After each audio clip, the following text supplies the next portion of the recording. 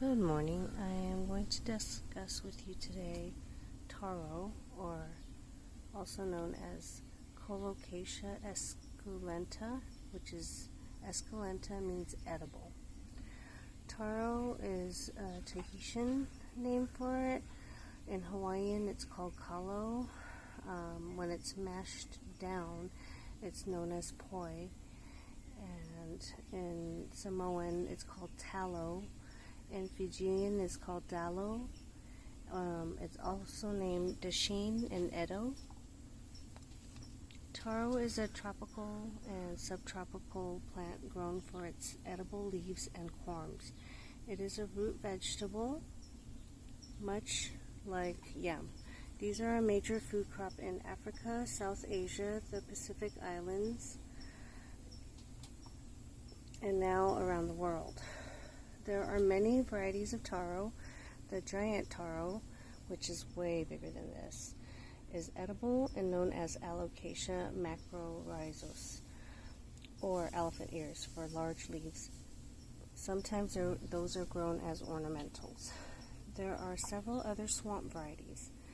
Taro is related to ornamentals such as xanthosoma and caladium, which are the decorative variety.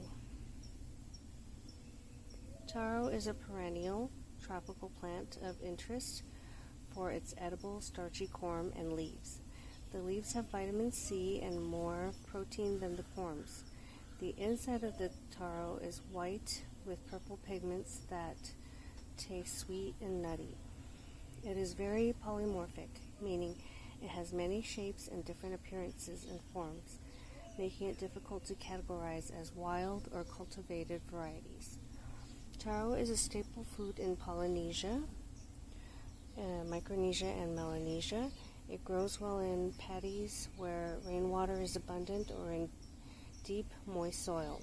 It takes 6 months to a year to mature.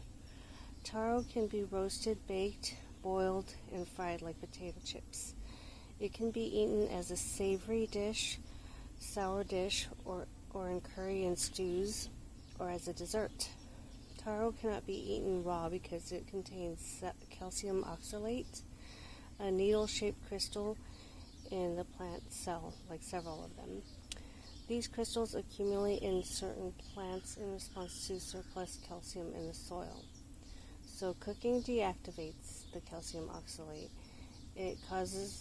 When it's not cooked, it causes throat and mouth itching and burning sensation. The only pests that are specific to it are beetles and apple snails and a new fungus that causes the plant to rot.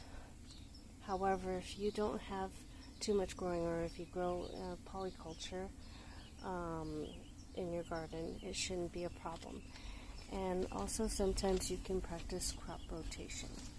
So plant this elsewhere next year. So after harvesting, taro can be stored in a cool, dark, well-ventilated place. Avoid taro with dry skin or soft patches on the skin. It should look a little moist and it should be firm. It is a great source of carb energy, more than potatoes.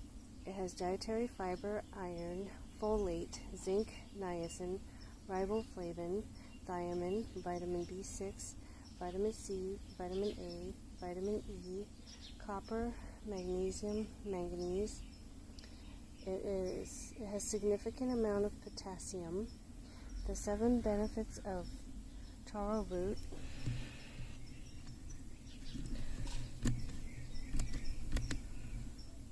are that they are rich in fiber and other important nutrients.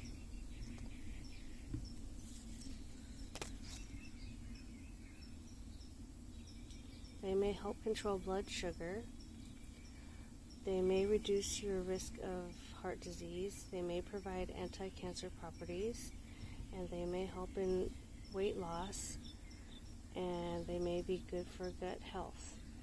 And the reason being is that it's high in dietary fiber and it has resistant starch, so that makes it hard for blood sugars to spike, and it takes a long time to digest because of the resistant starch. So it may help with weight loss, and it has many polyphenols, which are plant-based compounds, mainly quercetin, and quercetin is in onions, apples, and tea, which trigger cancer cell death, and also known as apoptosis, and that can help stop cancer growth at the very least. Quercetin is an antioxidant that stops free radical damage. So this is my large variety that I'm growing, and it's about the size of like your forearm. And then let me show you my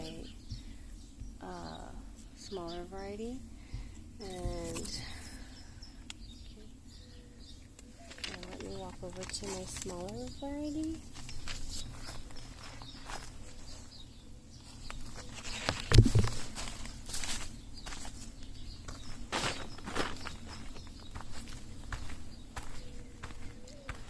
So my smaller variety, I have it growing in this little pot, and I'm gonna need to